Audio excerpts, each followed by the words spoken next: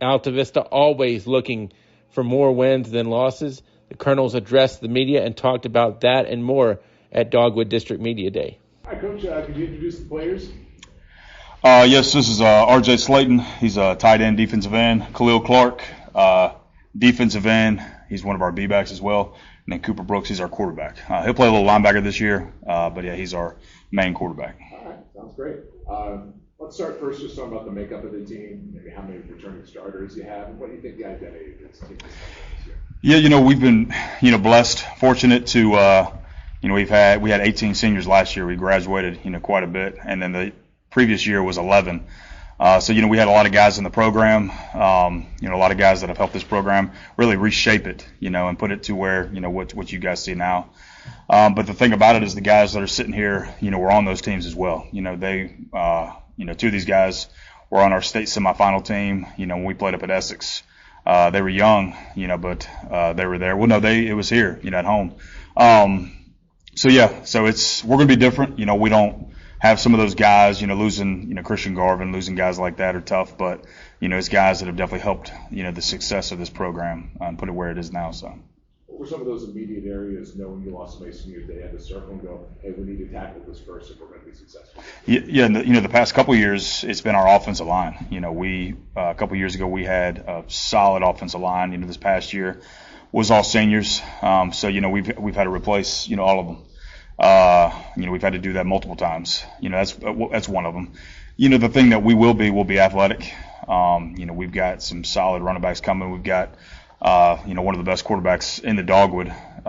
He's back for us. So, those areas I don't worry about too much. Kind of getting those offensive line on the same page. And, we're athletic at the offensive line this year, so that's going to be big for us.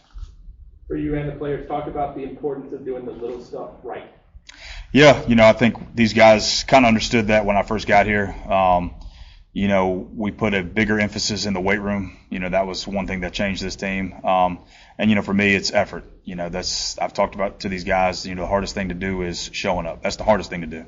Once they're there, the talent that they have in their bodies and the type of kids that they are, that'll take over. It's showing up is the hardest part. And, we've got, like I said, I've been blessed. We've got incredible people. That's in this program. We've got incredible young men in this program as well. We are simple in our approach offensively. If we want to run to the right, we call it power right. We don't have some crazy name, for a play. We keep it simple. And defensively, it's the same. We try to allow these guys to play as fast as they possibly can. And, these past 3 years, I think it's kind of shown that. So. For the players, what does it mean to play Altavista football, seeing what the upperclassmen ahead of you have done? What's that standard that you want to hit every Friday night this year? Always doing more than everybody else, always 101%. I think leadership is an important part, and also showing that accountability and having accountability for yourself and also others. I would say, getting knocked down, getting back up every single time. That I think that's the biggest one. Khalil, you brought up the word leadership. What does that mean to you? I think leadership can be a role for anybody. Anybody can be a leader, and it's about your actions that can really make you a leader. He called you one of the best quarterbacks in the Dogwood. How does that make you feel? And kind of what have you learned over I know you started last year and you played a little bit year before, but what have you learned over all your time as quarterback? It's kind of culminating in great success. I've learned it's you're the engine. Well, not really, but you run the offense. You have to make sure everything's in place, make sure everybody's doing their job right, and having a whole team behind you that believes in you, that it helps a lot. Knowing that they have your back, whether you mess up, whether you do something good, bad. So, it's been a bumpy ride, but I've definitely learned a lot, and I'm ready to take what I've learned the past 2 years and apply it to this year for the best one yet. And obviously, with Christian and Jamari Slayton, those guys aren't there anymore. So, how's practice kind of building a rapport with a new group of skill position players? Well, it definitely hurts losing them. They were two of the best athletes I've ever played with, but these guys coming up, I've also played with my whole life. So the chemistry with them is already there, and they have the talent there that they can do the same thing that those past guys did. So it hurts losing them, but I think we have the guys that are ready to fill the shoes. KJ, when you hear the word chemistry, what do you think of? I think of charisma, like working together.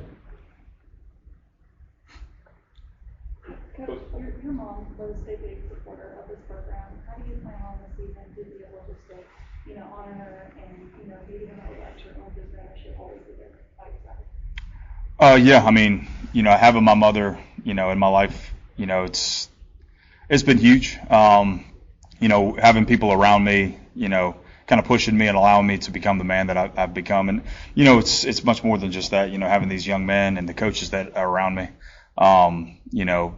giving me that effort that I need, to definitely, be the man that these young men need. So thank you for that question. Coach, you were in the top 3 in the Dogwood last year. It was really competitive. How do you stay in that? Was it kind of just continue moving on what you were on last year, or do you feel like there's some teams that maybe are kind of coming for that top 3 and some new faces that you contact? Yeah, I guess we've been, we tied last year. The year before, obviously, we were, the Dogwood champs. Obviously, the Dogwood is a tough district. It's quality coaching, quality kids. For us, the ability that we have, because I've talked about with these guys as well, is, they need to understand that it's a lot different. They fight. A lot of these guys come from hard backgrounds. I came from a hard background. And then putting it on the field. The issue for them is not the talent that they put on the field. That's obvious. The talent that they have, it's, those other things that come into play when, hey, you're in a fight, especially that last game against Gretna. I mean, one of the best games that I've been involved with. I think these guys would agree with it as well. They needed a little something different in that. Obviously Gretna will be good. Dan River will be, much more improved. Appomattox is well coached and they got incredible kids. So it's a tough district. We'll definitely see how it goes. We'll be a different team. I think we'll be a quality team, and we've got great kids, we've got great coaches in it, so it'll be fun to watch. You just heard from Altavista as they look to have sole possession of first place in the Dogwood this year. But first off, the Colonels just have to show up and see what happens. We'll hopefully see what happens with them all season long right here on the Sports Buffet podcast.